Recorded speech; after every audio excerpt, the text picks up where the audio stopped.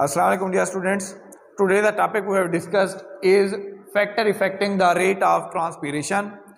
के उन फैक्टर्स के हवाले से हमने स्टडी करना है, डिस्कस करना है जो ट्रांसपीरेशन को इफेक्ट करते हैं। आपको पहले पता है कि ट्रांसपीरेशन को हम स्टडी कर चुके हैं कि what is transpiration. Transpiration is a process in which loss of water take place from the surface area of plant through evaporation। कि ये एक ऐसा प्रोसेस है जिसमें प्लांट से लॉस ऑफ वाटर होता है एवापोरेशन के जरिए फ्रॉम द सरफेस एरिया। और सरफेस एरिया का फिर मैंने आपको आइडिया दिया था कि what is surface area. Surface area से मुराद leaf surface area. Leaf surface area के ऊपर क्यों ट्रांसपीरेशन होती है? बिकॉज वहां पर स्टोमेटा प्रेजेंट होते हैं। तो स्टोमेटा क्या है? Stomata are the small opening, जो छोटे छोटे सुराख हैं जो लीफ सरफेस एरिया के ऊपर मौजूद होते हैं, जो क्या करते हैं, जो दिन के वक्त ओपन होते हैं और वहां से लॉस ऑफ वाटर होती है। और फिर क्या होता है? फिर होता यह है कि वहां से ट्रांसपीरेशन का जो प्रोसेस है वो भी होता रहता है। तो ट्रांसपीरेशन लॉस ऑफ वाटर है थ्रू स्टोमेटा। फिर उसमें आपने कहा था कि opening and closing of stomata कैसे होती है। मैंने आपको बताया था कि opening and closing of stomata guard cell के जरिए होती है। गार्ड सेल क्या करते हैं? गार्ड सेल काम ये करते हैं कि वो अपने आप को टर्जिड कंडीशन में ले आते हैं। तो जब वो टर्जिड हो जाते हैं तो क्या होता है कि उनमें जो स्टोमेटा मौजूद है वो ओपन हो जाता है, ट्रांसपीरेशन का प्रोसेस स्टार्ट हो जाता है और नाइट टाइम में उनकी जो टर्जिड कंडीशन है वो खत्म हो जाती है और स्टोमेटा भी क्या हो जाते हैं? क्लोज हो जाते हैं। तो जो गार्ड सेल है वो ओपन वाटर के जरिए होते थे, ग्लूकोज के जरिए होते थे। फिर आपने कहा था कि वो जो गार्ड सेल हैं वो पोटेशियम आयंस के जरिए भी क्या होते हैं? ओपन एंड क्लोज होते हैं। तो आज आपने फैक्टर्स देखने हैं कि एक तो फैक्टर आपके पास लाइट हो गया, क्योंकि लाइट डायरेक्टली डिपेंड कर रही है, रिलेटेड है फोटोसिंथेसिस से।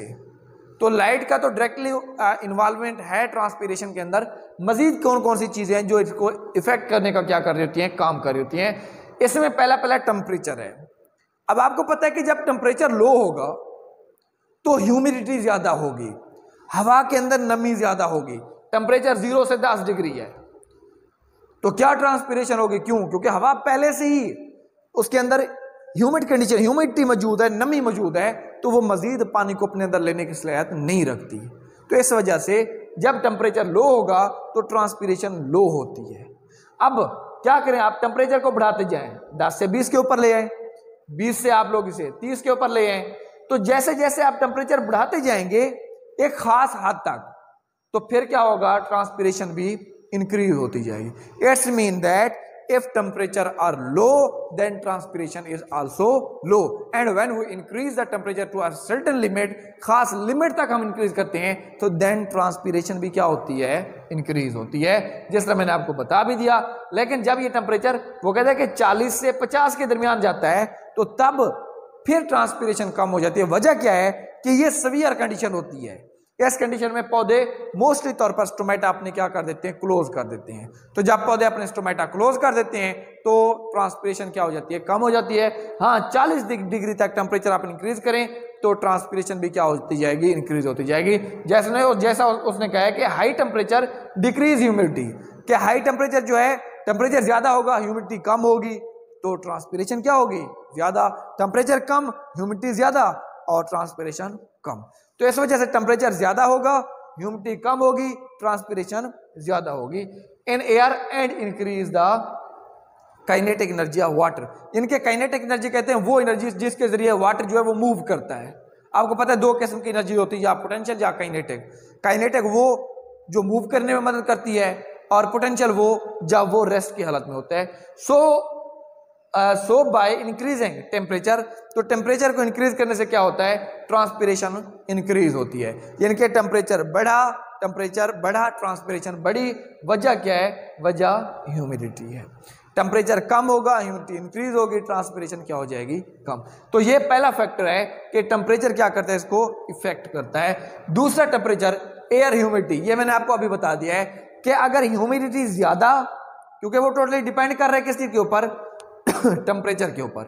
ह्यूमिडिटी ज्यादा है, नमी, सर्दियों की हम बात कर लें, सर्दियों में ह्यूमिडिटी ज्यादा होती है तो उस वक्त ट्रांसपीरेशन कम होती है। गर्मियों में आ जाए टेम्परेचर ज्यादा हो जाता है, तो जब टेम्परेचर ज्यादा हो जाता है हवा गर्म हो जाती है, ह्यूमिडिटी उसमें कम हो जाती है। तो जब ह्यूमिडिटी कम हो जाती है तो आपने याद रखना है एयर के अंदर, तो तब क्या होता है, ट्रांसपिरेशन जो है वो कम हो जाती है। तो इस वजह से ह्यूमिडिटी ज्यादा, ट्रांसपिरेशन कम, ह्यूमिडिटी कम, ट्रांसपिरेशन ज्यादा। इट्स मीन कि ये दोनों एक दूसरे के इन्वर्सली प्रोपोर्शनल होते हैं, एक बढ़ेगा तो दूसरा कम, और ये दोनों डिपेंड कर रहे होते हैं किस चीज के ऊपर, ये दोनों डिपेंड कर रहे होते हैं टेम्परेचर के ऊपर। किस चीज के ऊपर?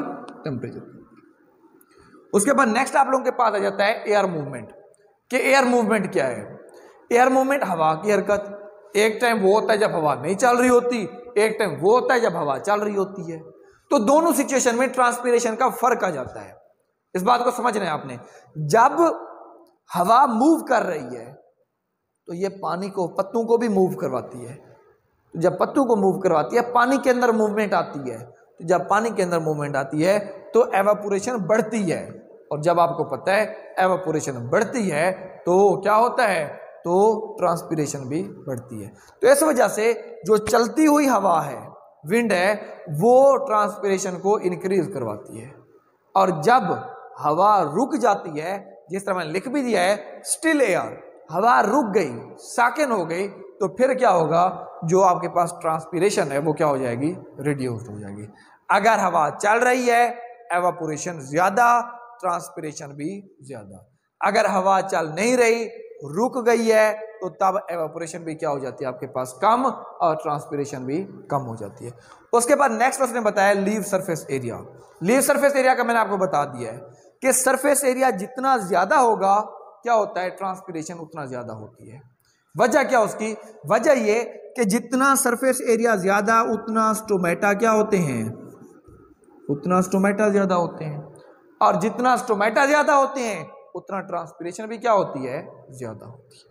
तो इस वजह से लीफ सरफेस एरिया, अब एक प्लांट है उसके लीफ जो है वो छोटे हैं तो स्टोमेटा कम होंगे, स्टोमेटा कम तो ट्रांसपिरेशन भी कम। एक है कि उसके जो लीफ हैं वो लार्ज है, अब जब लीफ लार्ज होंगे स्टोमेटा ज्यादा, तो ट्रांसपिरेशन भी क्या हो जाएगी, ज्यादा हो जाएगी। तो ये 4 फैक्टर हैं, जिसमें एयर ह्यूमिडिटी, जिसमें एयर मूवमेंट, और जिसमें आपने क्या पढ़ा, लीव सरफेस एरिया। उसके बाद सिग्निफिकेंस ऑफ ट्रांसपिरेशन, कि ट्रांसपिरेशन की सिग्निफिकेंस क्या है। ट्रांसपिरेशन की सिग्निफिकेंस ये है कि ये एक पुलिंग फोर्स जनरेट करती है। पुलिंग फोर्स वो होती है जो नीचे से पानी को खींचकर ऊपर तक ले आती है। तो वो पुलिंग फोर्स किस वजह से जनरेट होती है, ट्रांसपिरेशन की वजह से। तो इस वजह से ट्रांसपिरेशन की क्या होती है, बहुत ज्यादा इंपॉर्टेंस होती है। ये हमारा आज का टॉपिक था, तो इसको आपने अच्छे तरीके से समझना है। अगर इसमें किसी किस्म का कोई प्रॉब्लम आता है तो आप कॉल के जरिए और व्हाट्सएप के जरिए मुझसे पूछ सकते हैं, और इसमें जो आपको होमवर्क दिया गया वो आपने लाजमी तौर पर करना है। अल्लाह हाफिज।